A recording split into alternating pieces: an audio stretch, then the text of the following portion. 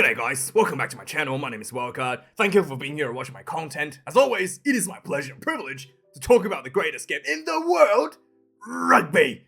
And one of the greatest of all time, Sir,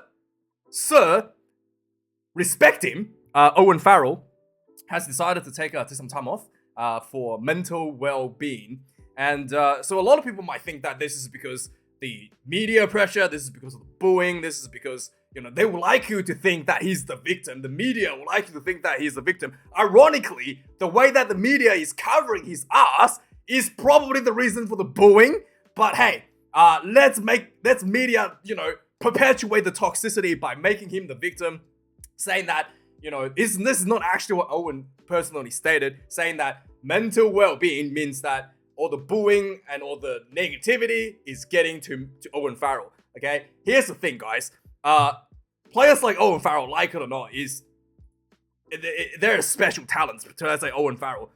The booing from the fans, the media pressure, they've been doing this for 10, 15 years. They don't give a rat's about any of all that. Most likely, in my opinion, it's because he's actually not happy about his own performances in recent times, especially out of the World Cup, especially out of his performance 2 weeks ago now, where he missed a bunch of kicks for the Saracens and telling the referee Luke Pearce, the best referee in England at the moment, to respect him. That sort of stuff is a little bit out of character, I think, for Owen Farrell, and I think he probably figured that out as well. He's a bit out of his balance following the World Cup. He was probably a bit off balance as well going into the World Cup, with the red card being firstly not by a bunch of Australian palms. Firstly, the shoulder charge was not a red card, and then there was a lot of media pressure for him to be banned, for the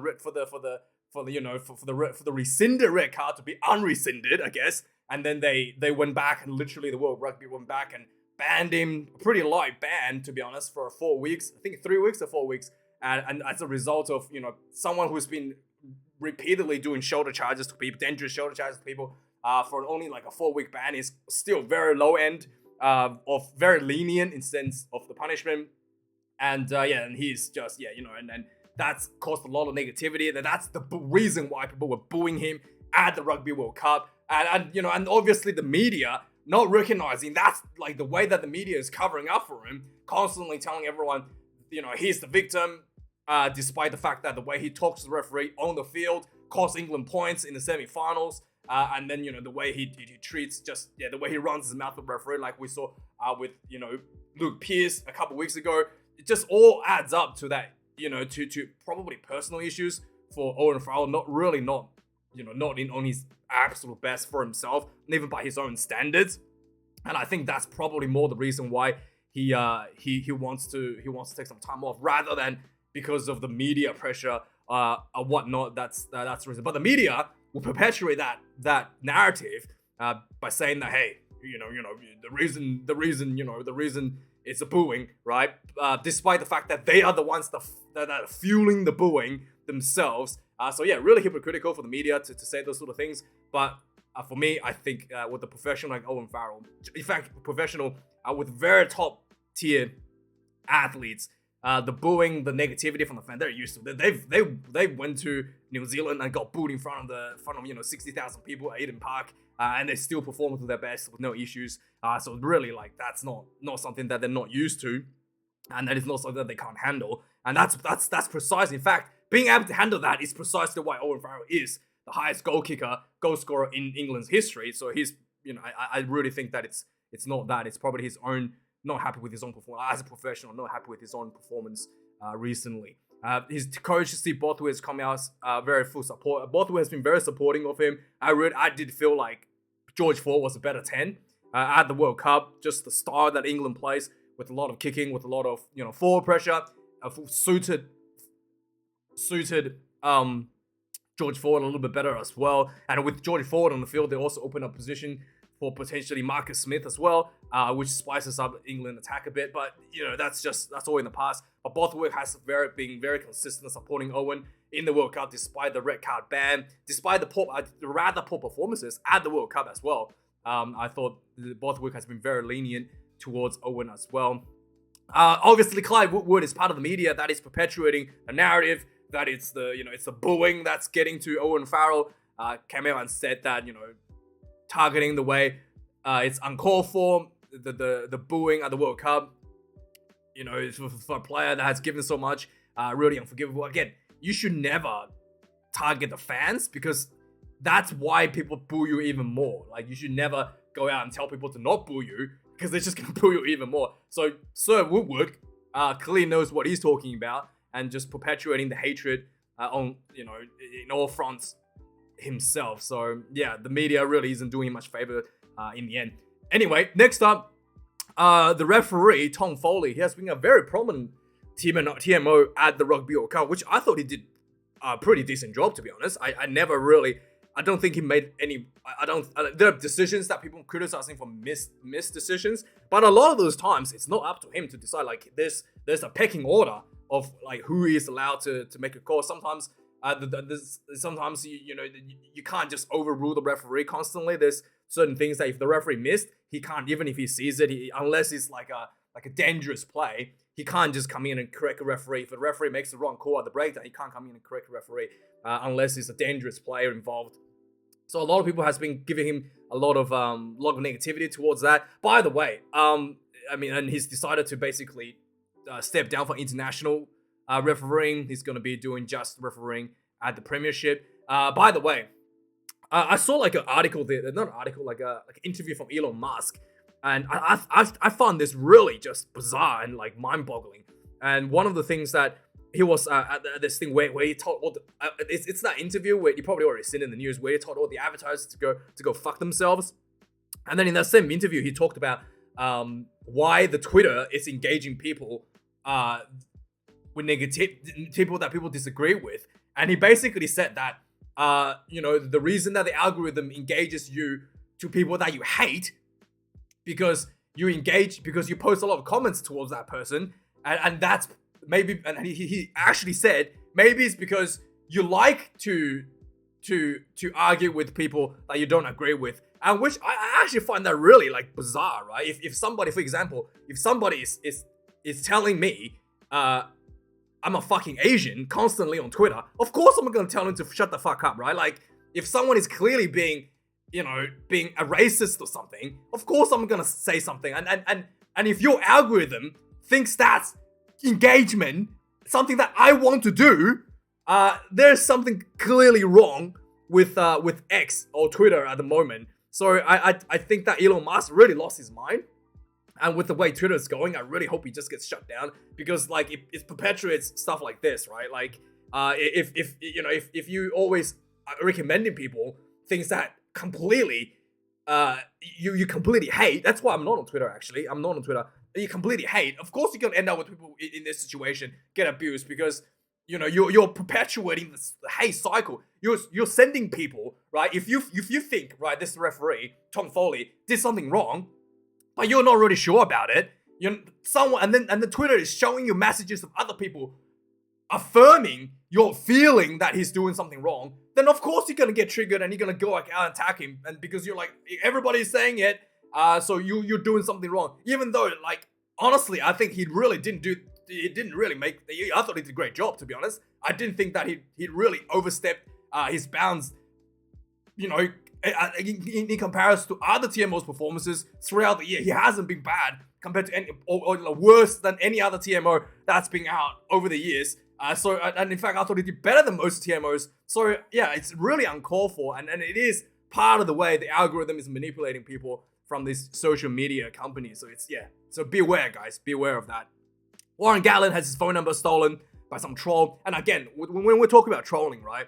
Sometimes you might think that a troll is someone who's like a loser, who hates everything, who has nothing going for him, divorced wife, whatever, right? And that's why they hate everything. They hate life. And that's why they go out and troll people. It's actually the opposite, believe it or not, guys. A lot of times, the trolls.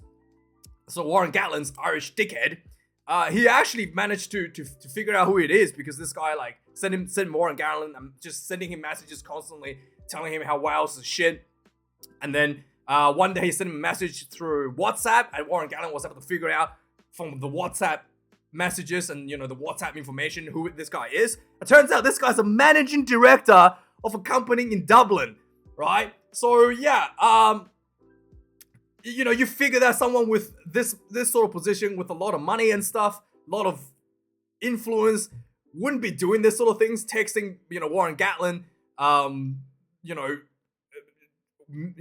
rude messages constantly. But it's quite the opposite, guys. It's people that at the top, that kind of explains it, right? Why, why people like Elon Musk thinks it's okay to send out to put people, to put racist people.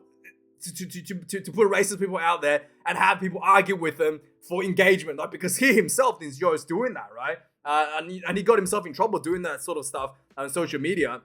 So it tells you, like, it doesn't matter. It's actually the opposite. It's the people that have too much and nothing else to do and looking for stuff to entertain themselves are the ones that does all this sort of things, this trolling and all this sort of stuff, attacking people, this sort of stuff. So yeah, really revealing stuff. So furthermore, England Rugby, the RFU, has reported a bit of a profit this year in 2023. Don't want to bore you too much. 4 million profit, a little bit less than last year, but that is as a result of increased spending in operations and investment into the rugby. So their actually overall revenue has increased from 189 million to 221 million, and their also spending went up quite dramatically, so 77 million to 99 million pounds. So the spending has gone up, the revenue has gone up, despite the profit margin is a little bit lower, which is kind of a good thing, means you're spending more money into the community. But this is post-pandemic,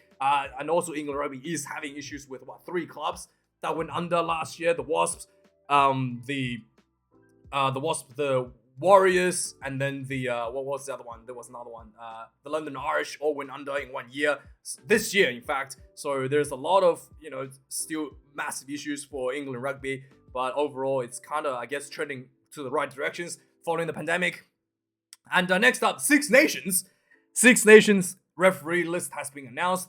This Six Nations, I'm finding very smart. They are actually giving newer referees more opportunities to referee the game, which is kind of good, I guess. But then again, the quality of the referee we might see a little bit of iffy calls during the Six Nations this year, but we shall see. Our first game, France vs Ireland. Carl Dixon from England. He's actually got much better, to be honest. Carl Dixon, I thought was really, before the Rugby World Cup, was really like penalty trigger happy. Now he's actually got a lot better during the World Cup. He's improved. In fact, during the World Cup, overall his performance has been a lot better than what he had been before.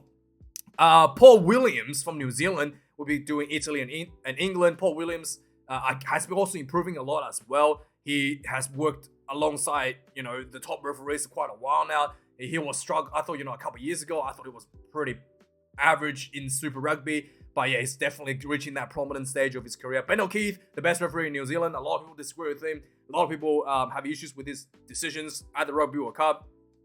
For me, I've seen him referee. It's pretty consistent with the way he calls things in Super Rugby, so not too much of an issue for me there. Nick Berry gets Scotland versus France. Nick Berry as well, much better than his performances at against the Lions tour in the World Cup, but still, I thought he was very reliant on the bunker. He issued quite a few cards in the pool stages, which I thought was probably unnecessary. But we'll see how he goes. Scotland France, that's a big game and big opportunity for him to prove himself. James Dolman again gets England versus Wales. Pierre Brosset gets Ireland versus Italy from France. I actually don't know. I don't think I've seen this guy. I think he's a blonde guy. I'm not sure, but yeah, he's a French referee. So I haven't seen top 14 that much. So I'm not too sure who he actually is. Andrea Piardi. I think this is an Italy referee for Ireland and Wales.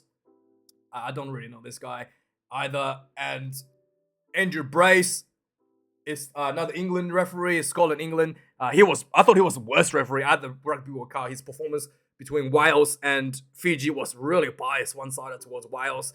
In front of his king, future king, Prince of Wales, he was really lenient towards the Welsh.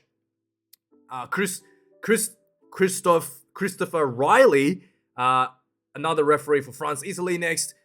I'm not sure this guy. Jackal Piper from South Africa, one of the few more experienced and good referees right now, gets Italy, Scotland. Probably should get a bit better game than that.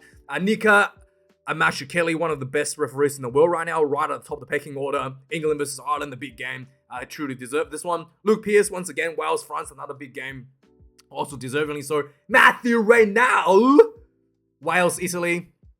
Matthew Carley gets Ireland versus Scotland next up. And finally, I think the best referee in the world right now, Angus Gardner, France versus England, doing the Aussies proud, gets the big game, big finale, and the final game of the Six Nations. So thank you guys for representing us and doing such a great job. So Eddie Jones has been linked last week to a potential job offering at Georgia.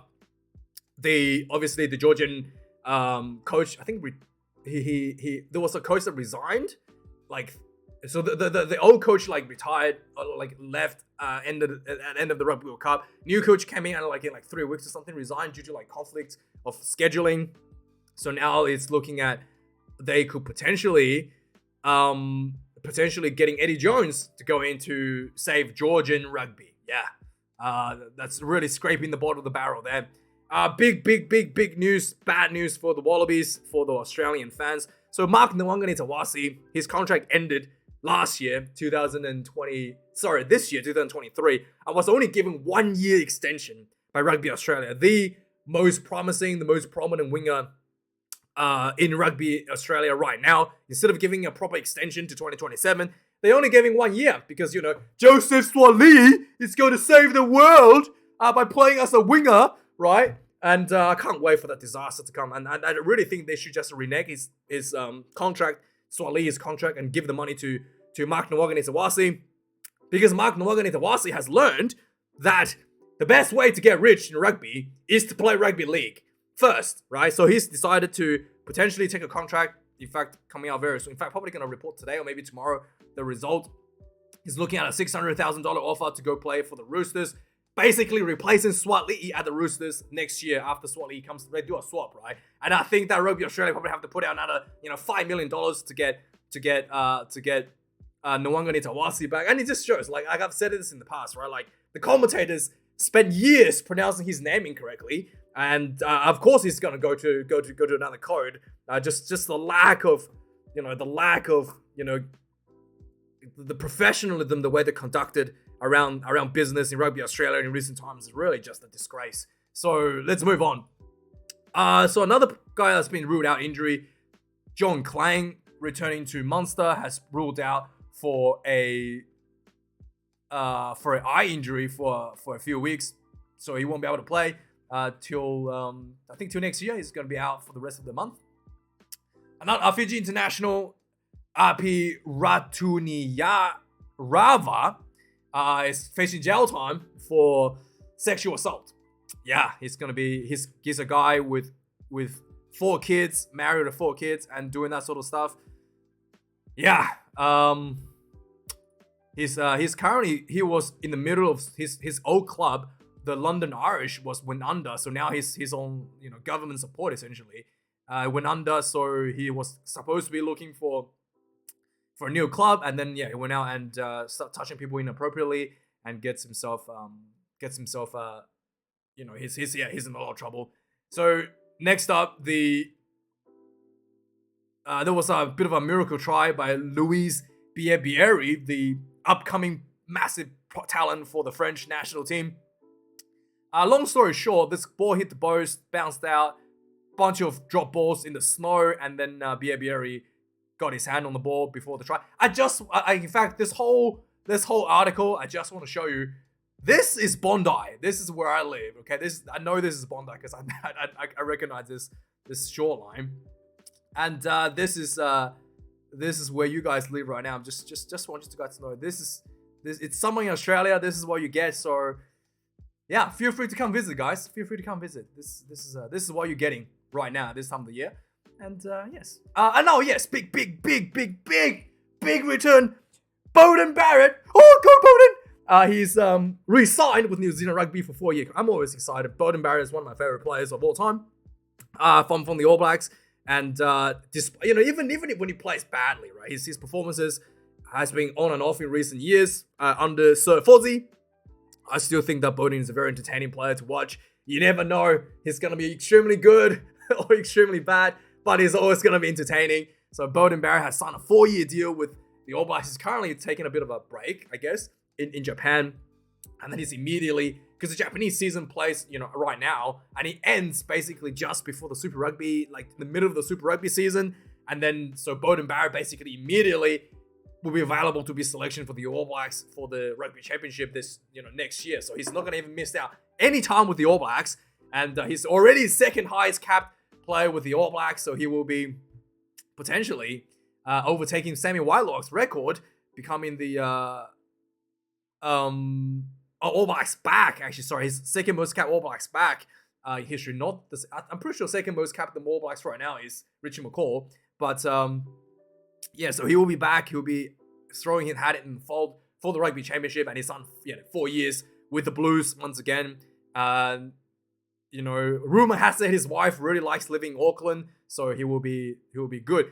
Just wanted to let everybody know Beauden is currently only 32 years of age, though. So by 2027 he will be 36. Still, considering Johnny Sexton was 37, if Beauden Barrett looks after himself, he could still make it into the Rugby World Cup at 2027 and get that third. He's already won the World Cup twice. Get that third Rugby World Cup win under his belt.